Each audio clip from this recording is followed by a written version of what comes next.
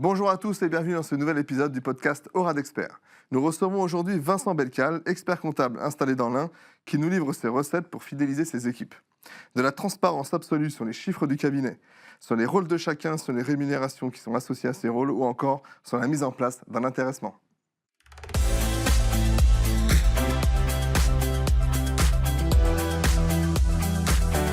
Bonjour Vincent, tu es né un 27 mai, tu es donc Gémeaux. Les traits dominants sont les suivants. Intelligence vive et adaptable, sens aigu de la communication, besoin de mouvement et de variété, indépendance mentale affirmée. Qu'est-ce qui te caractériserait le plus ? Alors, c'est pas ce que tu as dit. Ma femme, elle peut le dire aussi, c'est que je change toujours d'avis. Je suis jamais au même. Je vais décider quelque chose. 30 secondes après, j'aurai une autre idée. Je sais jamais ce que je veux. Okay. Mais voilà. Bon là, tu restes avec nous. Hein. Voilà, là je reste. Ouais, Je ne peux pas repartir. Parfait. Eh ben, on ne se connaît pas. Et du coup, moi, je vais en profiter. Est-ce que tu peux nous expliquer qui tu es, quel âge tu as, ce que tu as fait, dans quel contexte tu as grandi, contexte familial, d'où tu viens? Ok, très bien. Moi, c'est Vincent Belcal, j'ai 31 ans. Je suis originaire de Bellegarde-sur-Valserine, maintenant Val-sur-Rhône, suite à une fusion de communes. Mes parents, j'ai un frère jumeau et une grande sœur. Mes parents, j'ai un papa qui était maçon, qui était à la retraite, et une maman qui était assistante maternelle. Voilà, donc dans une ville tranquille, une petite ville tranquille, connue un peu de tous quand même, et puis voilà. Très bien. Et à l'époque, du coup, quand tu étais plus jeune, le rêve d'enfant, c'était de devenir expert comptable? Alors non, au début c'était archéologue. Au début je voulais être archéologue. Après, ça arrivait très jeune, moi, l'envie d'être expert comptable. C'était depuis que j'ai 15 ans. Oui, effectivement. Et qu'est-ce qui t'a donné envie ? C'est un expert comptable qui était, en fait, le lycée, moi j'étais perdu à ce moment-là, j'étais pas le bon élève. Le lycée organisait, j'étais en seconde, le lycée avait organisé en fait une sorte de forum des métiers. Avec les professions libérales qui sont venues je m'en souviendrai toujours du coup, qui sont venues se présenter. Donc il y avait un huissier, un notaire, un expert comptable, et on avait eu les trois présentations. Et l'expert comptable, il disait en fait, parce que aussi entre archéologue et expert comptable, je voulais faire informaticien. Et donc l'expert comptable parlait en fait, qui disait qu'on était toujours à l'affût de l'informatique, qui travaille avec les nouveaux outils, il montrait son nouvel iPhone, voilà, et donc qu'ils étaient un petit peu à chaque fois, c'était la première profession qui à chaque fois utilisait l'outil informatique, les développements dans le quotidien. Et donc du coup, ça m'a plu, et je me suis dit, tiens, je vais faire expert comptable. Donc tu t'engages après, donc, au lycée, directement dans les études de compta, Ouais. avec d'entrée de jeu l'envie d'être expert comptable. C'est ça. Et la notion d'être à ton compte tout de suite ou... Non, pas tout de suite, parce que je connaissais pas le milieu. Ouais. C'est à 15 ans, j'avais un peu vu le métier, et puis ça me donnait envie. Et donc à 15 ans, je me suis dit remis dans les études, parce que c'était pas ça. Donc, ça t'a remotivé du coup, cette rencontre? Ça m'a remotivé, ouais, exactement. Ouais. Tu te souviens de l'expert comptable que tu as rencontré ou pas? Non, pas du tout. Comment? Tu te souviens de l'expert comptable? Non, pas du tout. Non. Non, malheureusement, je m'en souviens pas. Mais je me souviens pas d'expert comptable que j'ai rencontré. Mais tout de suite après, après j'ai regardé le parcours. Après ma seconde, c'était tout de suite première STG option CFE, comptabilité finance d'entreprise. J'étais le seul à vouloir faire l'option CFE. Donc l'école, le lycée a obligé des gens qui avaient choisi l'autre option marketing à faire CFE pour du coup remplir la classe. Okay. Et après, dans ce même lycée à Bellegarde, il y avait le BTS en alternance. Donc j'ai fait mon alternance. J'avais cherché tant bien que mal un cabinet pour trouver mon alternance.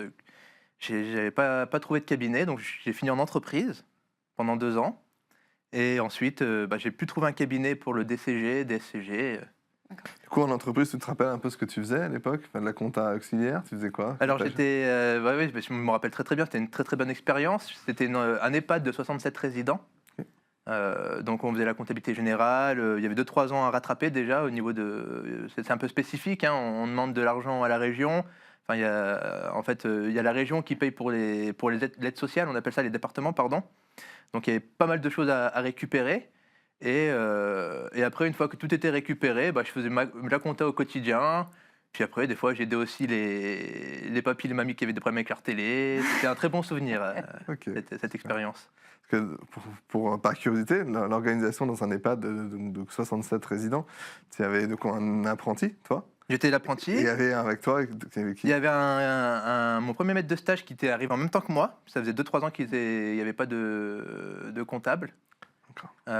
Et donc du coup, en fait, après, vu que nous, on faisait partie d'un grand organisme, après, derrière, on avait le siège qui nous briefait. Mais voilà, un comptable unique, on était en lien directement avec le directeur. On s'occupait de la facturation des résidents, la facturation des départements. Voilà, la comptabilité. Donc, premier pas dans le monde du travail. Hein, à ce moment. Ouais, Ok. c'est ça. Et ça s'est super bien passé. Très bon souvenir. Mais j'avais toujours dans l'idée de rejoindre un cabinet. Ouais, l'idée première, c'était d'être en Ah cabinet. oui, j'ai pas arrêté de penser au cabinet pendant ces 2 ans. Et ensuite, en général, on dit que la passerelle de l'entreprise vers le cabinet, elle est quand même pas simple à franchir. Les cabinets sont plutôt réticents à engager des personnes qui viennent du monde de l'entreprise. Comment tu l'as vécu, ça?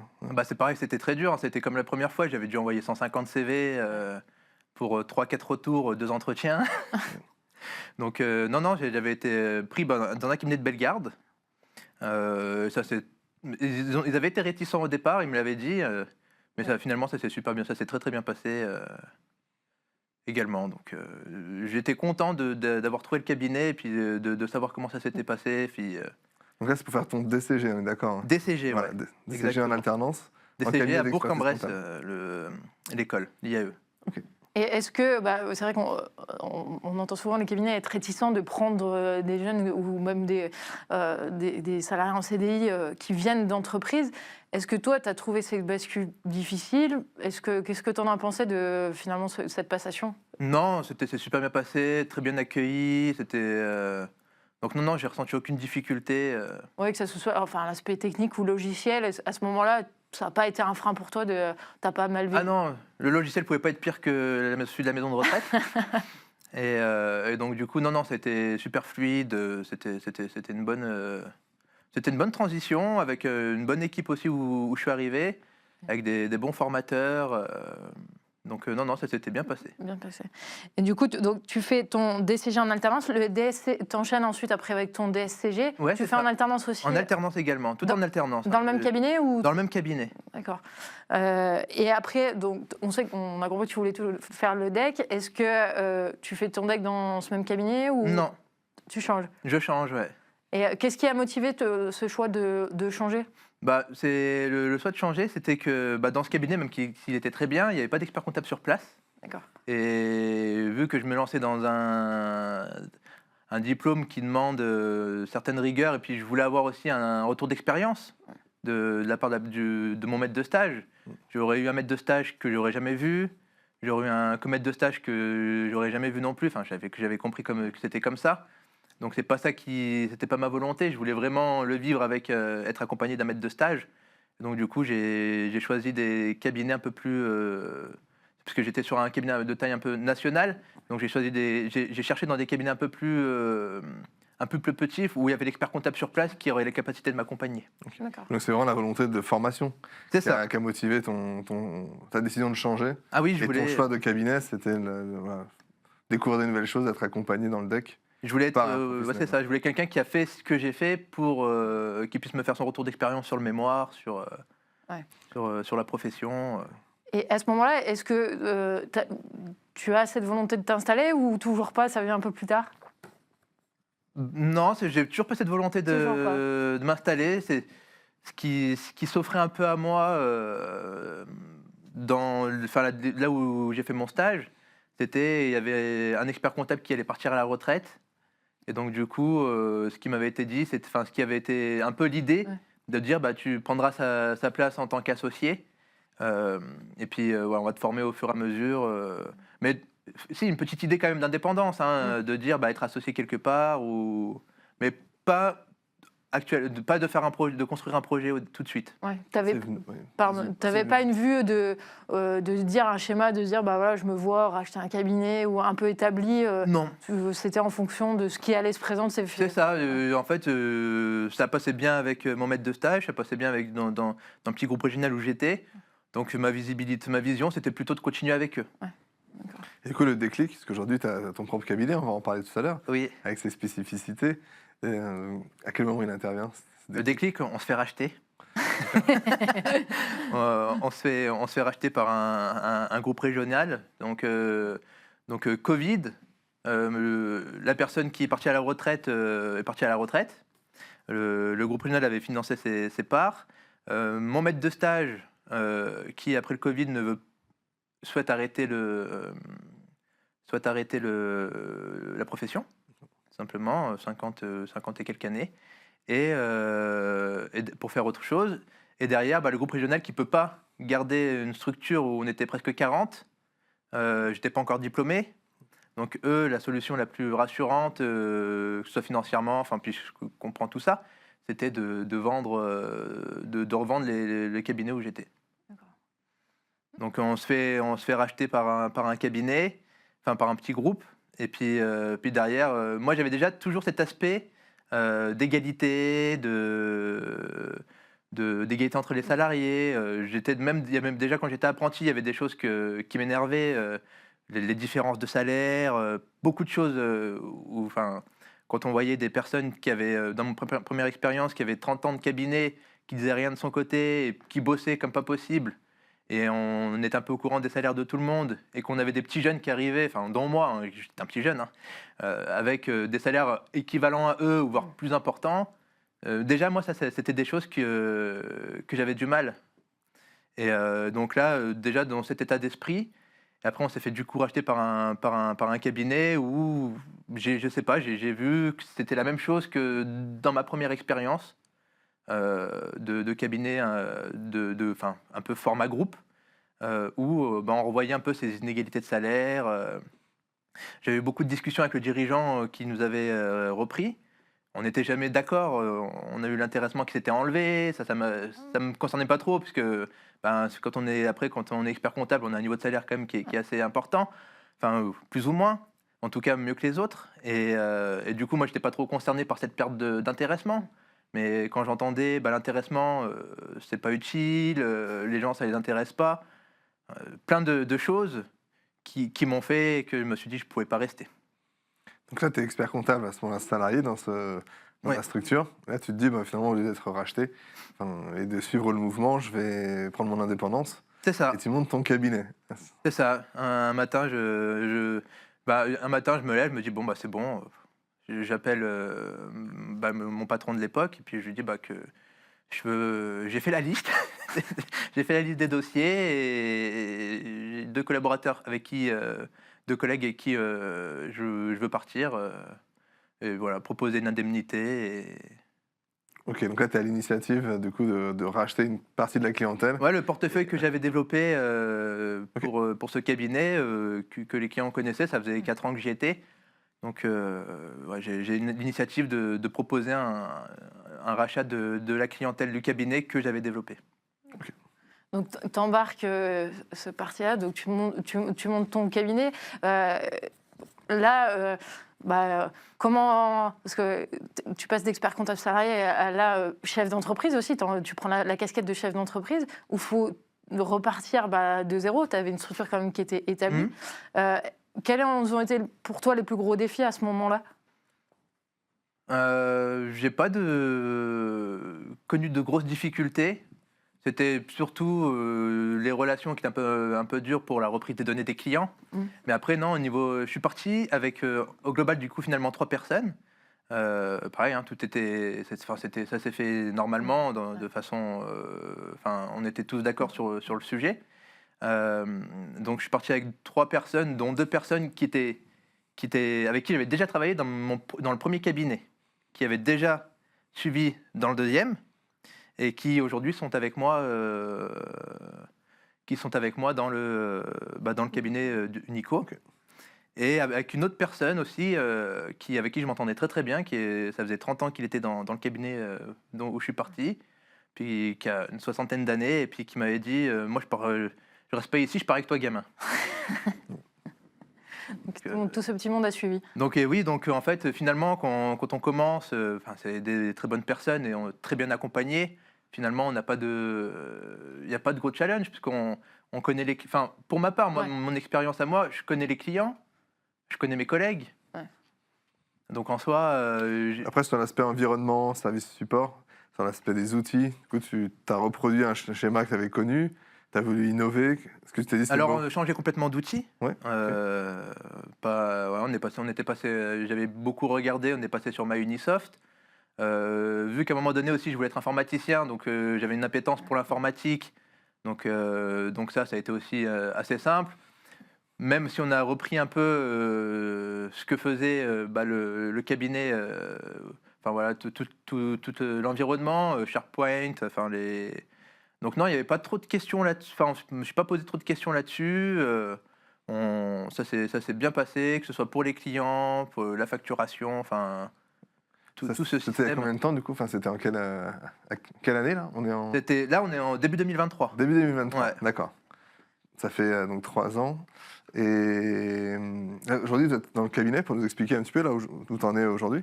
Alors dans ce cabinet-là, on va être 17 début février, pardon. Ouais, ça fait une belle croissance en 3 ans. C'est de la croissance interne ou tu as fait de la croissance externe? Alors en fait, là c'est au sein du cabinet de Bellegarde. Ouais. Donc le sein de Bellegarde, on était 4 au départ, donc là on est 17. Sinon après, on a un peu de croissance externe. Je vous expliquerai pourquoi de la croissance externe d'ailleurs, parce que le projet au départ c'était pas de faire de la croissance externe, mais ouais, un peu de croissance externe, mais dans d'autres cabinets. D'accord. Et du coup, donc, la mise en place, les outils, pour toi, ça n'a pas été un sujet. Tu te dis, bon, c'est l'occasion potentiellement de revoir tes méthodes. Là, tu parles de croissance. Si tu peux nous expliquer pourquoi ce choix de croissance externe. C'est vrai qu'au démarrage, on a plutôt tendance à faire déjà de l'interne. Finalement, tu as fait assez rapidement de l'externe. Si tu peux nous expliquer un peu les raisons. Ouais, donc pourquoi déjà pourquoi je suis parti du cabinet. L'idée c'était pas de créer qu'un cabinet. L'idée en fait c'était de créer un Unico. Unico c'est unifier les gens, conseil, collaboratif. L'idée c'était de créer un réseau. Parce que je l'ai pas dit tout à l'heure, mais dans le premier cabinet où j'ai fait DCG, DSCG, on s'était aussi fait racheter par un groupe national. Ouais. Donc, j'ai vécu deux rachats. Deux rachats, c'est pas traumatisant, hein. Mais j'ai vécu 2 rachats et à chaque fois, en fait, la conclusion que moi j'en ai tirée, en tout cas, plus on est important, c'est vrai, le client, ça devient un numéro, les collaborateurs aussi, c'est difficile à dire, mais c'est comme ça. Donc l'idée, pour partir, j'ai pas voulu partir pour faire la même chose. C'était inutile. Donc l'idée, c'était de créer. Ma volonté au départ, c'est de créer un réseau Unico qui a pour vocation, en fait, de se retrouver entre plusieurs cabinets indépendants face au phénomène de regroupement de cabinets indépendants pour en fait partager à la fois plein d'outils, mais aussi en fait pour partager des valeurs morales. Donc les valeurs morales, ça va être principalement le bien-être du salarié, puisque aujourd'hui, on peut dire ce qu'on veut, tout passe par l'humain. C'est grâce à l'humain que les cabinets comptables sont ce qu'ils sont. C'est pas grâce à un robot. Et plus on avançait, plus j'avais l'impression que le capital humain il était mis de côté. En tout cas, moi, c'est ma vision des choses. Et donc là, c'était tout reprendre pour remettre l'humain au centre du projet. Donc, par exemple, les 3 personnes avec qui je suis parti, tout de suite, j'ai proposé le partage du capital. Capital capital actionnariat salarié. Et l'objectif, c'est pas de faire que avec ceux qui sont partis avec moi. C'est en fait, on a mis une règle. Au bout de 3 ans, peu importe le statut de mes collègues, c'est de faire de l'actionnariat, proposer l'actionnariat salarié. Et donc le partage de la valeur, un intéressement, de la transparence sur les salaires, la transparence sur sur même l'économie du cabinet. Ça, c'est dès le départ. Hein. C'est le ça, c'est projet. le départ. J'ai Ça, fait c'est un slide. l'idée de base. C'est de dire on se lance, je rachète une partie de la clientèle et je pars avec 2 voire 3 collaborateurs. Et voilà l'idée. C'est le partage de la valeur, c'est l'actionnariat salarié. Exactement. Et Ok. en fait, l'idée de départ, l'idée, c'est de dire, en fait, il faut remettre ce capital humain au centre du projet et et arrêter de penser qu'on des numéros ou moi j'ai une phrase aussi qui m'avait un petit peu aussi marqué à un moment donné quand je parlais avec d'autres personnes, on me disait mais on s'en fout, vous croyez que vos clients vous croyez que vos clients et les clients ils sont attachés aux collaborateurs? Est-ce que vous, quand vous allez dans un garage, vous regardez c'est qui change vos pneus? Donc ça, c'était aussi une phrase qui m'avait un petit peu choqué. Et oui, pourquoi pas. Il y en a des gens qui ont ce besoin d'être accompagnés, de connaître la personne, surtout quand on joue, nous, avec avec les entreprises de nos clients. Enfin, surtout qu'en fait, on est leur principal interlocuteur sur ce qui leur permet de vivre. Ouais, c'est sûr que tu as des collaborateurs qui vont suivre pendant des années des dossiers. C'est ça. Et finalement, il y a un lien qui se crée à ce moment-là, indépendamment de nous, Oui. experts comptables. Exactement, c'est tout à fait ça. Ouais. Du coup, comment ça marche? Tu as combien d'associés aujourd'hui? Aujourd'hui, en fait, vu que la règle, c'est 3 ans, d'ancienneté, ça n'a pas changé. Parce que ça fait pas 3 ans. Les 3 ans, ça sera cette année. D'accord. Donc ça n'a pas changé, mais en fait, sur cette fin d'année, il y aura de l'actionnariat salarié pour ceux qui nous ont rejoints en 2022. Du coup, tes associés d'origine sont toujours là avec toi? On est toujours ensemble. Et au niveau des prises de décision, au niveau de la gouvernance, comment ça... Au niveau de la gouvernance, moi je suis beaucoup à l'écoute. Donc en fait, je vais demander, mais pas que. En fait, je considère tout le monde de la même façon. Après, si, par exemple, les responsables de bureau ont plus de poids, c'est normal. Mais sinon, en fait, en prise de décision, c'est souvent du collaboratif, mais en fait, c'est une question. Je fais pas de réunions, donc c'est à la pause café. Tiens, qu'est-ce que vous en pensez de ça? Et puis. Management un peu informel, Ouais. du coup. C'est toujours informel, ouais, globalement. Et là, donc il y a ceux qui sont arrivés dès le départ, qui ont vu un peu tout le cheminement. Pour les nouveaux qui arrivent, est-ce que tu n'as pas des fois des demandes un peu où tu sens une dérive qui profite un peu de ce schéma-là? Est-ce que tu as déjà eu un peu ça? Ou pas du tout, au contraire, tu sens vraiment que ça les surmotive et qu'il y a un vrai intérêt à aller chercher ces actions, en fait, finalement. Non, ça motive. Finalement, j'ai l'impression que c'est même pas ça qui. Je crois que c'est même plus l'idée de dire oui, il est capable de partager, qui vont les motiver que vraiment d'avoir des actions ou autres. Ouais. Après, on a l'intéressement, on a la PPV qui était au maximum, sur l'année. Donc en fait, on a mis en place aussi 2 semaines de vacances, 2 semaines de congés complémentaires. Donc on est sur 7 semaines de vacances. Donc il y a une flexibilité horaire. Après, maintenant aujourd'hui, il y a beaucoup de cabinets qui le font. Mais voilà, certaines. Oui, ça m'intéresse sur la partie flexibilité horaire. Comment tu mets en place sur un type de contrat? Est-ce qu'il y a du pour suivre les heures? Alors sur le contrat, c'est simple. Il y a une ligne. C'est marqué, vous êtes à 39 heures, 35 heures, peu importe. Vous gérez votre temps de travail en fonction de votre charge. En fait, par contre, on a aussi une sorte de charte où, par exemple, dedans, il y a un article sur les heures supplémentaires en disant, attention, les heures supplémentaires, vous avez le droit à une flexibilité horaire. Par contre, en fait, l'idée, c'est pas de faire n'importe quoi, on encadre cette partie-là. Oui, pour quand même avoir un minimum de suivi, que tu n'aies pas une dérive dans la volumétrie. Oui, il n'y a pas de contrôle des heures. Non, il n'y a pas de contrôle des heures. Ouais, tu parlais de la transparence sur ta grille de rémunération. Ça veut dire que tu as établi en fonction des profils ou comment? Oui, ouais, oui, on a une grille qui est disponible pour tout le monde. Avec les postes, les tâches, qu'est-ce que ce poste, la fiche de poste, et une grille avec un salaire minimum et un salaire maximum qui est indiqué. Et en fait, chaque année, on regarde en fonction, on le suit précisément et on regarde en fait avec l'année d'expérience de la personne, son ancienneté, son niveau d'autonomie, parce qu'il peut y avoir des personnes plus autonomes qui ont moins d'expérience. Donc ça, c'est suivi assez de près. Et chaque début d'année, plutôt pas fin d'année, mais chaque début d'année, quand je vais présenter le bilan à tout le monde, à tout le cabinet, ben en fait, on a une slide avec la grille. On rappelle la grille. Bon, je ne mets pas les noms, mais en tout cas, il y a des curseurs avec le nombre de personnes qui sont sur ces curseurs. D'accord.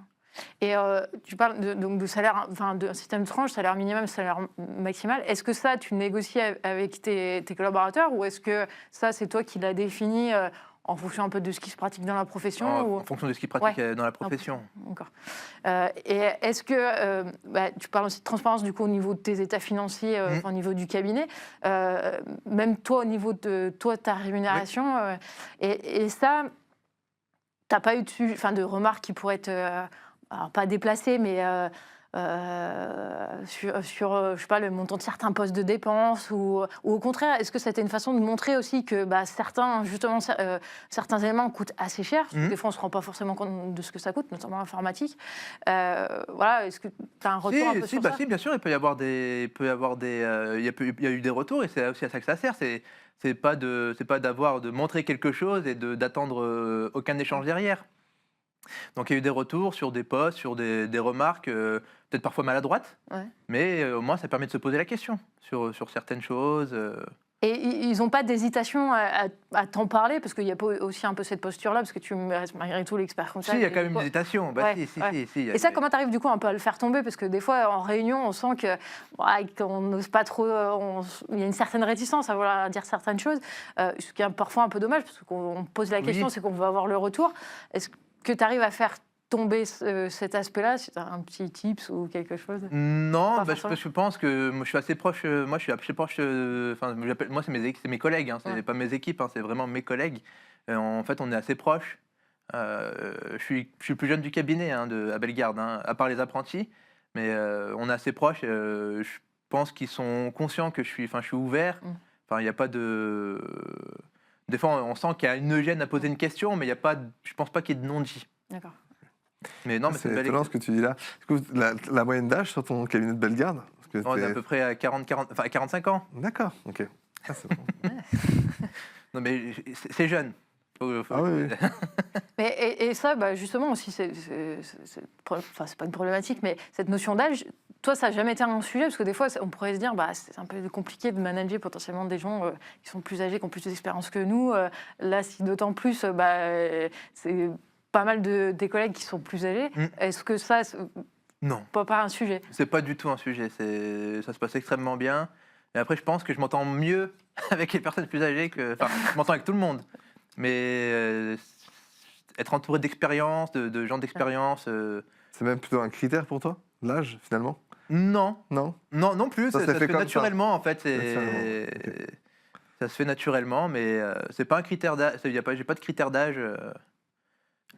Donc là, non, c'est... Du coup, sur les critères dont tu parlais tout à l'heure, sur tes fiches de poste, on est vraiment sur des choses plutôt techniques. Est-ce que tu parles aussi des soft skills, ce genre de choses dedans? Non, vraiment que de la compétence classique, ce qu'on suit, avec après, en fait, à chaque fois qu'on rajoute une responsabilité, on va rajouter de la partie commerciale, la partie... voilà, ça reste encore très classique, par contre.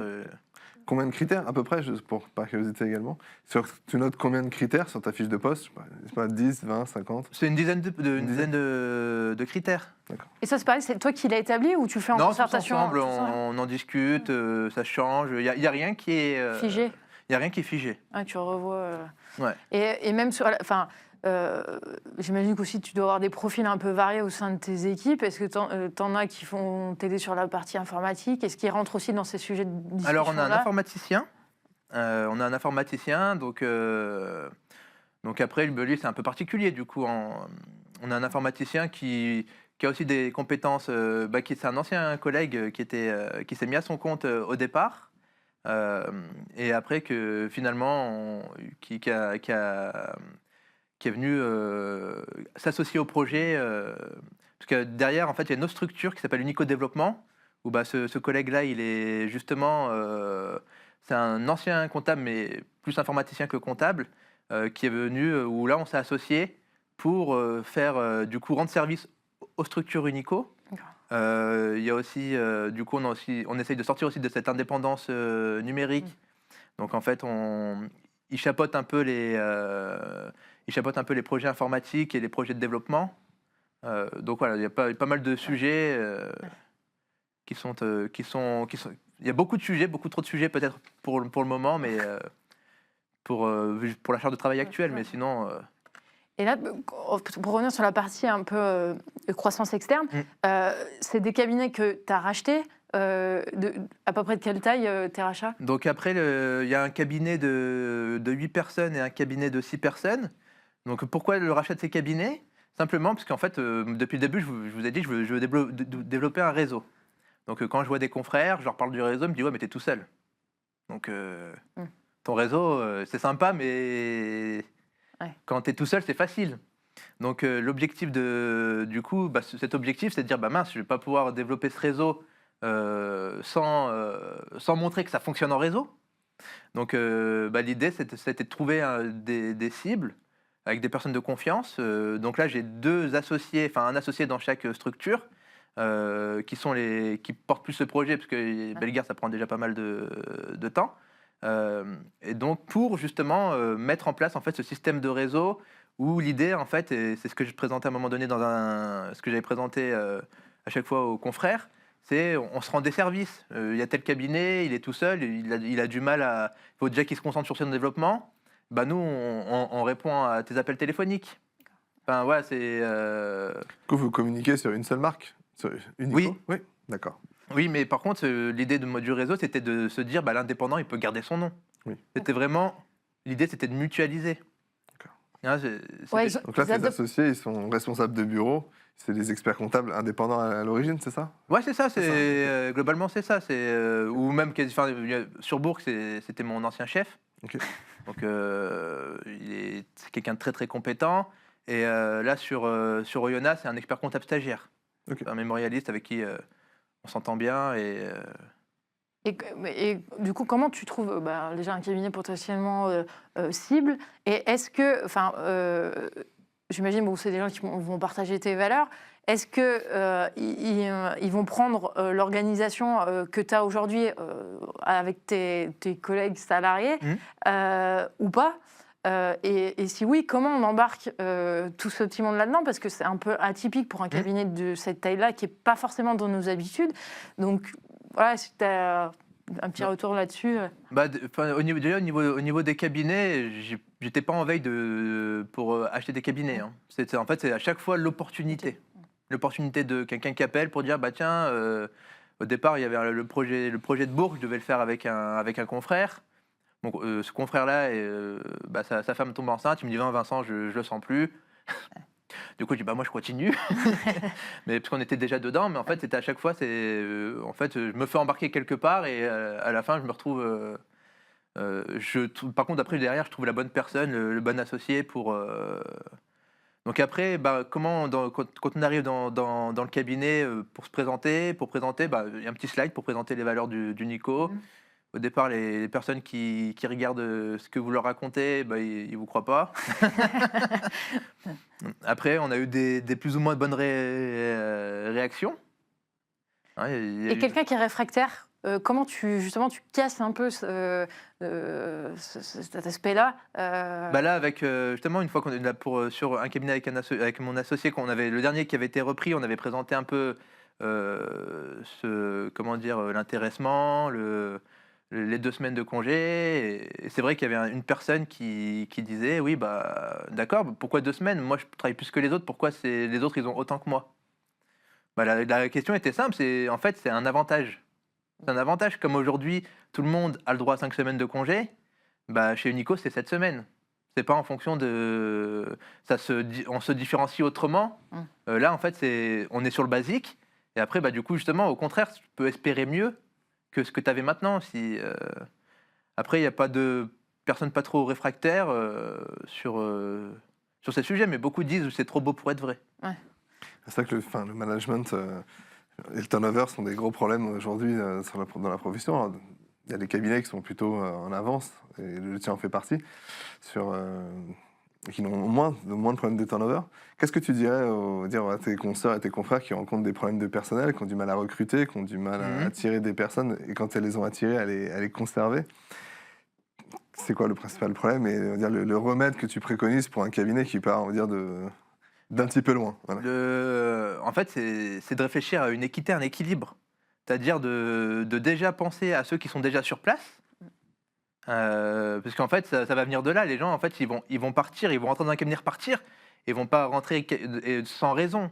C'est l'ambiance générale, c'est aussi des personnes qui vont mal accueillir la... Donc déjà, en fait, il faut déjà avoir dans le cabinet, revoir un peu les bases sur les collaborateurs qui sont là présents depuis longtemps, revoir les niveaux de salaire, en tout cas s'il y a un déséquilibre qui s'est créé au niveau du marché, et pas de se dire, lui, il dit rien, il est dans son coin, il travaille, je gagne tant que je peux gagner. Et après, une fois que pour moi, ça c'est ma vision, je pense pas que ce soit là, mais une fois qu'il y a déjà, en fait, une fois qu'on a nettoyé, fait le ménage dans notre maison, là, en fait, on peut accueillir des personnes. Mais déjà, en fait, remettre en valeur ceux qui étaient là, je pense que c'est déjà par là qu'il faut commencer.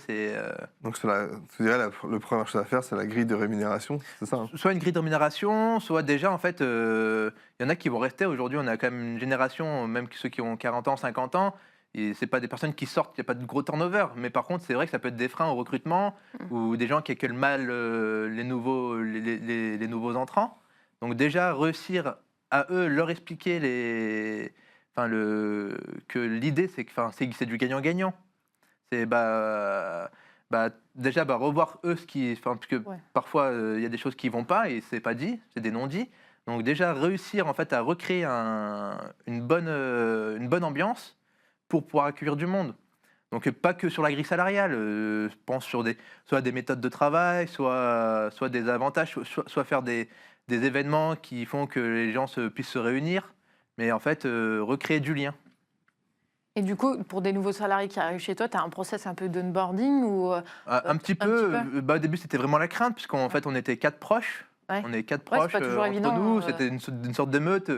On avait très très peur en tout cas, moi, c'était vraiment ma peur d'accueillir des personnes qui viennent pas du même cabinet que nous et qui pourraient se sentir isolés.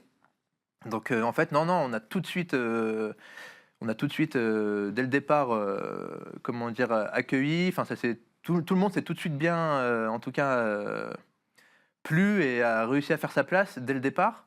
Après, on a un peu on reproduit pas les mêmes erreurs qu'on a pu connaître. C'est-à-dire que la personne qui vient, elle a tout qui fonctionne le jour où elle est là. Ça paraît rien, c'est énorme. Elle a tout qui fonctionne le jour où elle arrive. Où elle arrive, on lui explique. Il y a mon collègue Dylan qui est là pour accueillir la personne, qui s'occupe de la partie RH, donc qui est là pour s'occuper de la personne, qui ne la laisse pas. En fait, on le laisse pas d'un seul coup dans. C'est bon, t'es arrivé. Inconnu, bien sûr.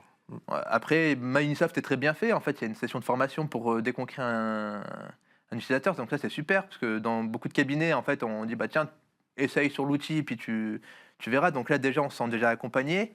Après, après, on passe. En fait, on explique vraiment, même dès l'entretien d'embauche, qu'il n'y a pas de questions, de mauvaises questions. Il y a pas de. Faut qu'on se parle, faut qu'on se dise des choses. Et tout de suite, la personne, déjà, elle est à l'aise. On oblige le tutoiement, on n'oblige pas, mais en fait, on se tutoie tous, peu importe l'âge. Et après, on fait un petit rapport d'étonnement quelques semaines après l'arrivée.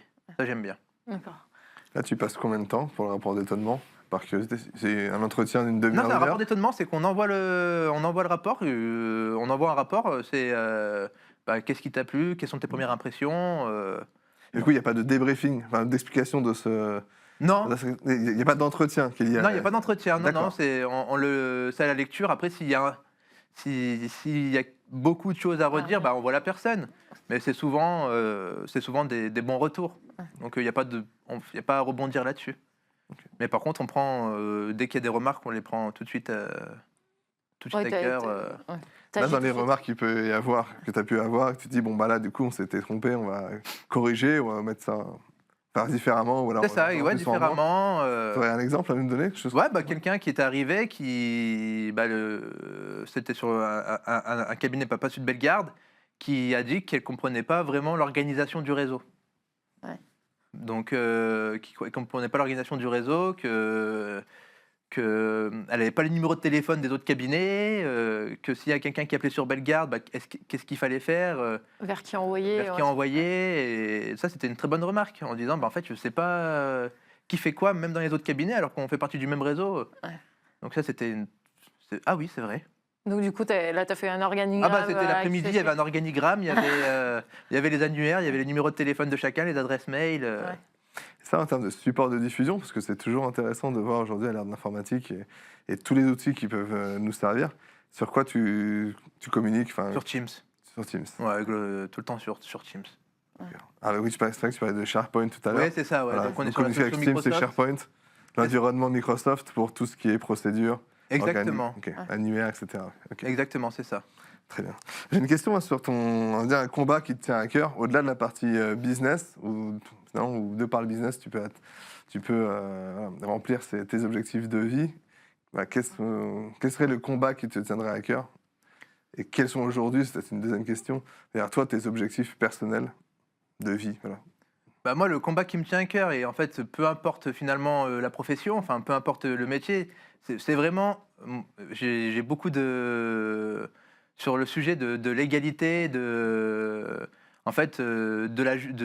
être juste. Ça, c'est quelque chose Qui t'anime. C'est ça, qui m'anime, c'est-à-dire je déteste l'injustice. Donc, c'est peu importe le métier, peu importe où, quoi, comment, c'est cet équilibre ou cette injustice, ou que ce soit pas que au niveau du salaire, au niveau de comment on va parler à la personne, de comment la personne est vue. Enfin, voilà, c'est un combat qui me tient à cœur. C'est vraiment qu'il n'y ait plus d'injustice ou d'inégalité. Donc là, tu as une emprise assez forte, je pense, dans ton cabinet, où tu es le patron, donc tu choisis, tu peux mettre en place des choses. Souvent, tu as des gens qui viennent de l'extérieur, des clients, et où c'est pas forcément simple non plus. C'est des clients qui sont en contact direct avec tes collaborateurs, qui eux peuvent ne pas être justes, qui peuvent ne pas être bienveillants. Comment tu gères ces situations? Alors, nous déjà, on a une règle. Le client, il n'est pas vraiment roi. Si un client parle mal, s'il est angoissant, si c'est un client qui, on va dire, qui a pas du tout notre état d'esprit à nous, en fait, on va pas le garder. On se libère tout de suite. Ça t'arrive à le détecter assez vite? Enfin, comment ça se passe? De toute façon, en fait, quand c'est des mails agressifs, quand ça arrivait très peu de fois, mais en tout cas après ils sont plus là. Mais en fait, oui, de toute façon, la personnalité la personnalité du client, on la voit tout de suite. Donc non, ça c'est aussi qui est hyper important. C'est au-delà d'être un gros client, bon client, peu importe.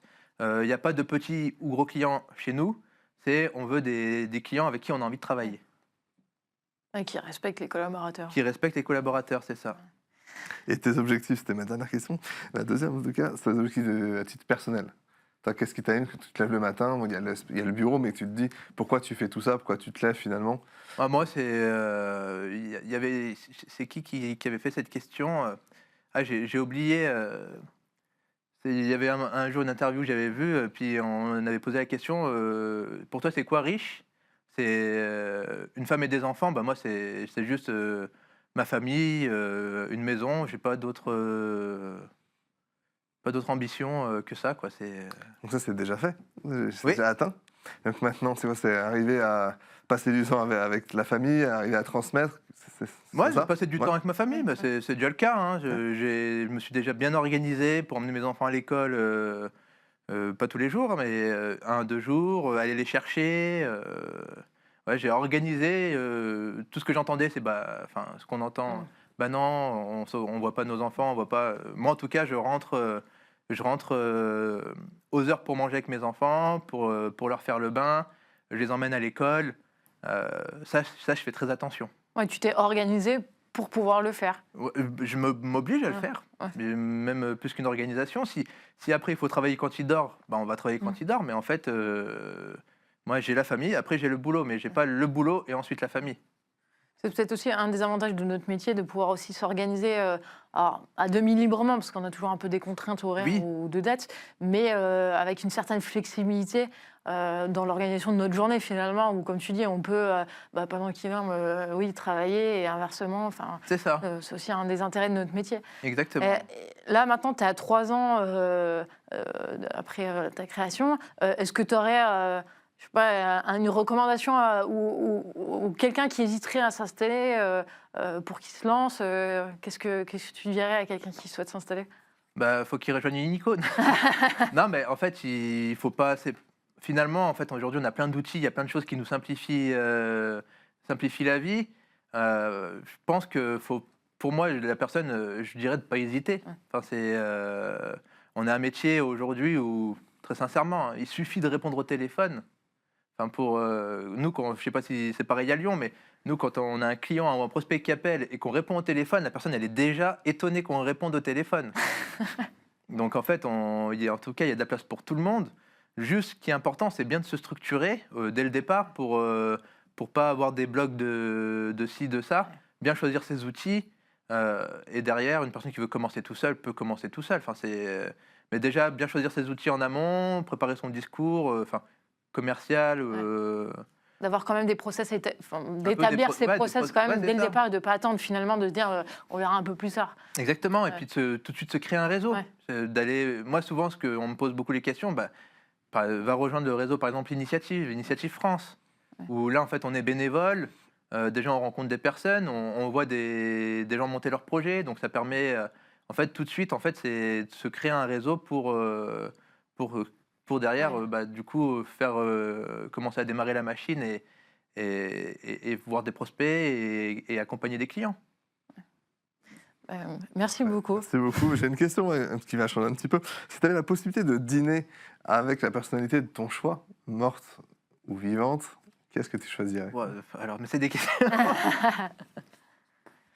Pas forcément connu. Hein, ça Pas connu. Ouais, pas forcément. J'ai pas de. T'as pas forcément quelqu'un avec qui tu dis j'aurais bien aimé Partager un moment. partager un moment pour lui poser voilà certaines questions. Alors ça va paraître un peu bizarre, mais peut-être Monsieur Latouche de Fiducial. Non, mais Ouais. où je suis. En fait, c'est quelqu'un qui m'a impressionné, parce qu'aujourd'hui, c'est un des seuls qui subit pas les augmentations des éditeurs. Non, mais Ouais. après, la partie management, c'est autre chose. Mais déjà, ouais, pourquoi pas, une discussion intéressante, ça serait... J'en parle souvent. Et si tu avais un livre à recommander, à avoir lu dans sa vie, que ce soit dans nos domaines ou pas du tout. Ouais, donc si, moi j'avais bien aimé le livre, c'était La stratégie de l'océan bleu. On est tous à avoir beaucoup lu. Je pense. Ouais, notamment On pour tourne le mémoire. Mais ouais, je trouve que il y a beaucoup de réalité dans ce livre sur arrêter de vous entasser dans des secteurs où on est déjà trop nombreux, ou inventer des services qu'il faut, ou pas inventer, mais fournir des services qui existent déjà, ou c'est saturé. Essayer de trouver une autre voie pour le faire, ça c'est... Ouais, c'est une bonne recommandation. Merci Vincent, merci pour ce temps d'échange et pour ce partage. Merci à vous. Merci.